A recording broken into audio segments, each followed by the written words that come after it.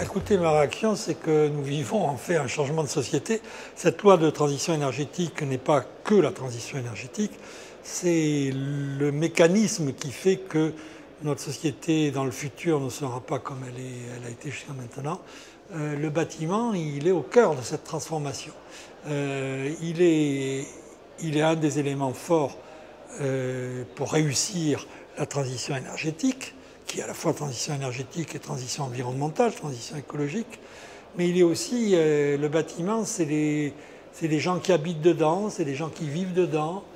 Et donc, il renvoie à nos usages, comme on dit, et de façon plus générale à nos modes de vie. Voilà. Justement, c'est la chance du bâtiment, c'est que je pense qu'il est plutôt moteur que seulement suiveur du changement de société. Parce qu'au fond, le bâtiment, c'est le lieu, le secteur dans lequel on va découvrir qu'on peut être producteur d'énergie. Or, cette idée est fondamentale. Nous étions dans une société où chacun était essentiellement consommateur. On était salarié dans les boîtes, mais le reste du temps, on était consommateur.